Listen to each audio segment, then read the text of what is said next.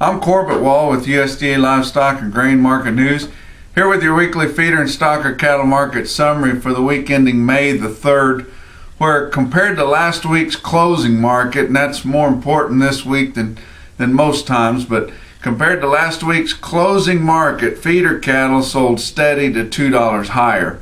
Your calves were mostly steady to $3 higher, but in instances out in the southeast where they never really caught on to last week's gains, you had spots as much as $10 higher, especially on your lighter weight calves on order to go back west. But most of your early week markets on Monday and Tuesday were even higher than that, which tells you why it was important we went back to the closing market. But Monday and Tuesday markets, a lot of them were sharply higher, but they were just simply trying to catch up with the gains that we saw last Wednesday, Thursday, and Friday. But now everything's kind of back to where it ought to be, and all the markets are on par with each other. For the most part, your feeder markets and calf markets were not nearly as volatile as they have been for the last several weeks, as we've just seen some nice gains here spread out over the last 2 weeks now. But demand continued good to start this week, and just kind of kept going right on as we had nice favorable weather early in the week, and pastures are growing, and get up in especially the southern edge of the corn belt in places that weren't too wet, but especially in your western corn belt.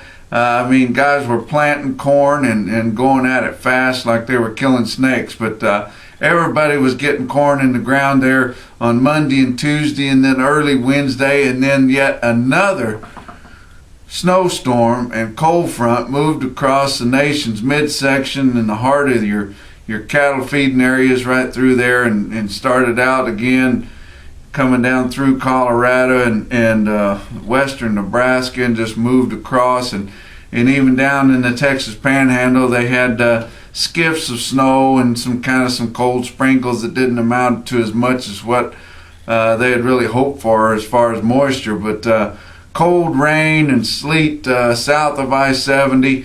You get up north of I-70, it turned into snow, and heading up into the northern plains, that snow got deep, and up to and over a foot of snow falling in northern Nebraska, northern Iowa, going up into Minnesota and places like that. And it's just hard to believe on the first day of May that you got snow plows running and kids out of school for snow.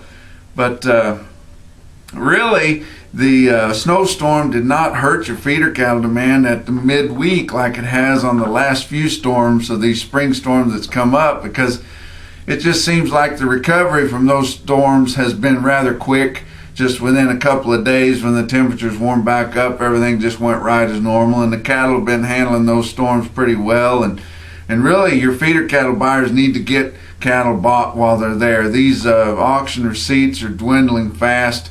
The number of cattle that are available for sale are just running out, and within just a few weeks, whenever this weather does straighten out all the way and things start drying up, most of your producers do some farming, and they'll be worried about getting that late crop in the ground.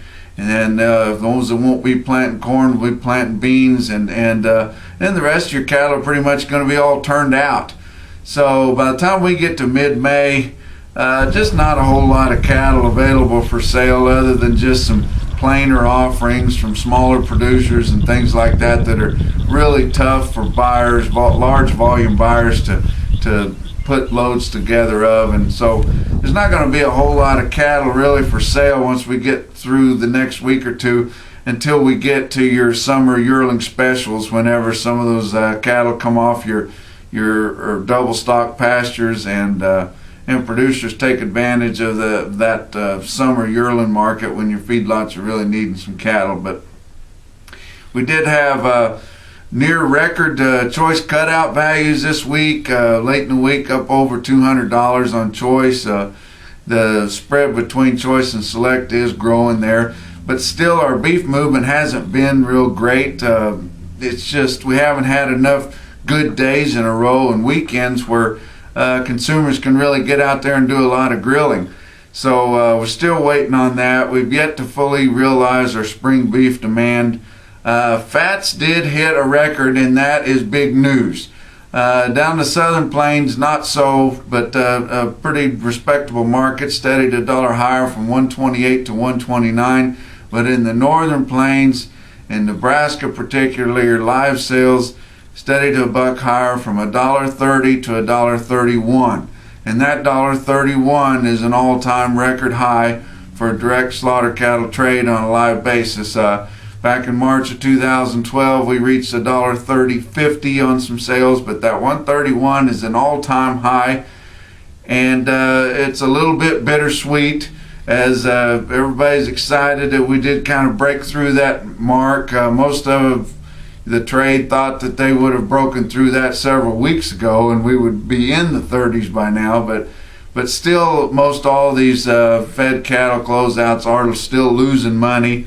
Not so much the $150 a head that we saw most of the winter and beyond, but now more like $50 to $100 a head. And it's getting a little better, but you got to break those records and get past a resistance point to get any farther. But regional weighted averages, we don't have those ready this week. We're recording this a little bit earlier. I've got to go back east to help sell some Vermont feeder cattle, but you can find those regional weighted averages on the National Feeder Cattle Summary Weekly, the PDF version, and you can find that at our website at marketnews.usda.gov. And so from the Regional Market News Office in St. Joe, Missouri, we'll talk to you next week.